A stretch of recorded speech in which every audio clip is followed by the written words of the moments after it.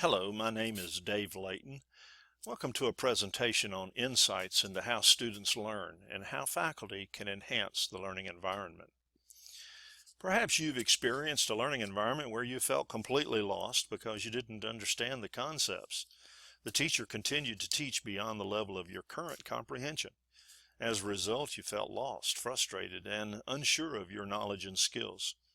This happens sometimes because as teachers, we fail to understand where our students are in the learning process. Our role as teachers includes recognizing where students are and using our knowledge and skills to take them to where they need to be and want to be. In this lesson, we will look at the teaching and learning continuum and how we can use this insight to enhance our skills as teachers to create a positive learning environment. Let's begin by looking at a continuum of teaching and learning. The premise of the teaching and learning continuum is that learners progress through stages as they mature as learners. Maturity, as used here, describes the learner's acquisition and ability to apply knowledge and skills.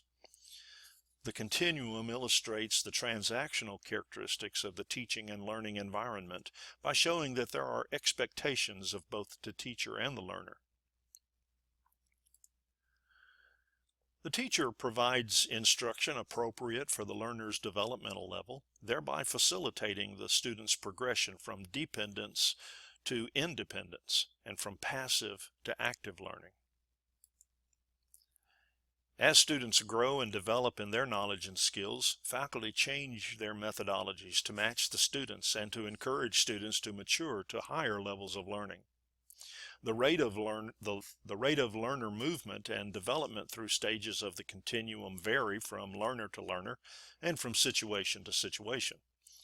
The continuum is divided into 4 stages, reflecting the different teacher and learner contributions to the teaching and learning environment. The first stage is referred to as the pedagogical stage. Students in this stage are expected to be in a receiving mode, where they learn basic facts and concepts presented by the instructor. The student's characteristics include dependency on the teacher for information. Methods of learning include rote memorization, reading, and attending lectures. Students' knowledge and skill development is limited. The student may exhibit low confidence in their ability to learn and apply information. Students may not show motivation to learn the topic. The teacher provides close support for the learner's progress, both physical and psychological support. The teacher uses direct teaching methods such as lectures or assigned readings and specific lab activities. The teacher provides direction and advice with the expectation of students' compliance. The teacher also establishes a relationship with the student to help students develop their confidence. The next stage is referred to as the mesogogical stage, meaning middle learner. This phase describes students as accepting instruction where they begin to comprehend the relationship of facts and concepts that are being taught.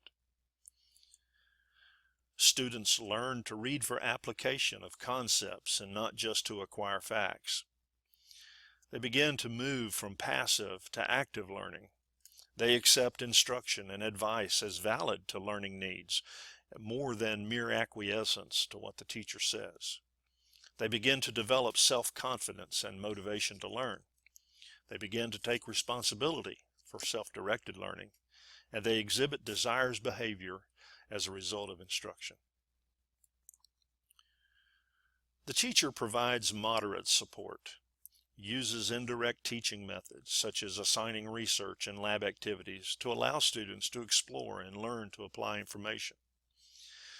The teacher provides more indirect advice, allowing students to become vested in direction and outcomes. And this teacher develops a trust relationship with students to strengthen their confidence and maturity.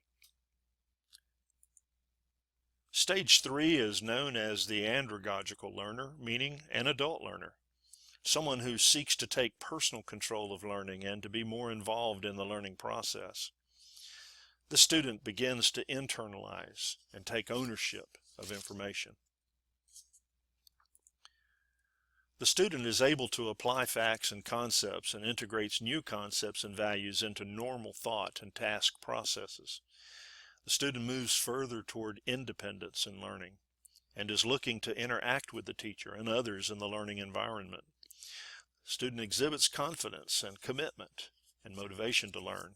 The student also recognizes the validity and application of the information and assumes responsibility for learning. In this stage, the teacher's role is described as a consulting role or available as needed. The teacher provides interactive teaching methods and assists students in their progress only as required. The teacher inspires students to higher learning levels by using teaching strategies that allow students to express personal views and observations, and allow students to exert more control over their learning process, thus accepting responsibility for their personal learning. Frequently, students will pause in their learning activities here, since it is likely their motivation to learn has been met. But there remains a higher level of learning that is a closer and creative interaction between the teacher and learner. This stage is referred to as the hudagogical learner. This is a student who takes full control of every aspect of their learning environment and has the expectation of success. The student looks to synthesize information, meaning he or she looks for new and creative application of information that was previously learned. The student takes full ownership of the learning process, even to determining the direction of it. The student interacts or seeks to interact with the teacher as a colleague in learning. And the student is a self-determined learner by determining objectives and standards for success.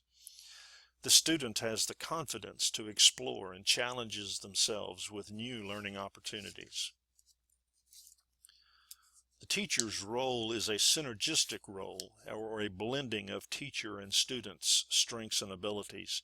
These include the teacher validating research and providing further challenges to the learner. The teacher's partner in learning with the student. The teacher adapts their methods to the learner and may actually reverse roles and become a learner themselves. This stage is a blending of the teacher's strengths and abilities with the learner's strengths and abilities to continue further discovery. Now that we have an understanding of what the continuum is and the characteristics of students and the teacher's role, let's discuss how we can apply the continuum.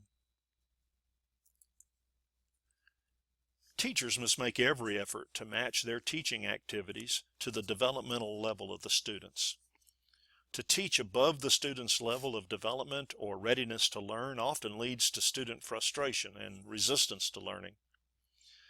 To teach below a student's level may also frustrate and cause students to question the applicability of the information.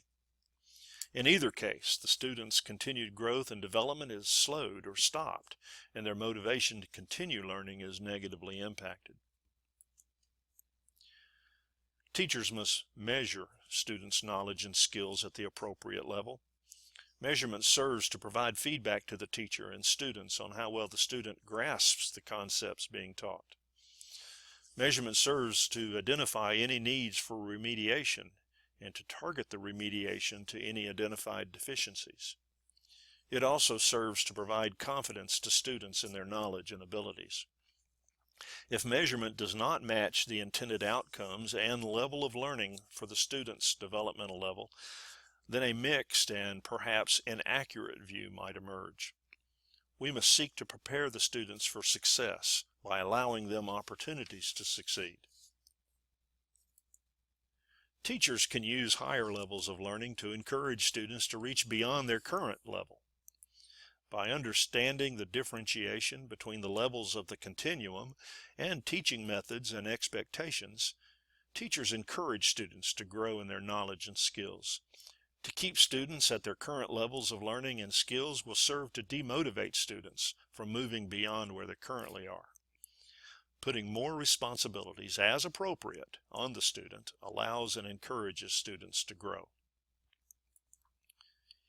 In this presentation, we introduce the teaching and learning continuum as an illustration of the transaction that occurs between a teacher and the student. Our role as teachers revolves around facilitating the success of our students. Part of this includes recognizing where students are and teaching in such ways that bring students to where we want them to be and where they perceive they need to be. Thank you for your interest and attention.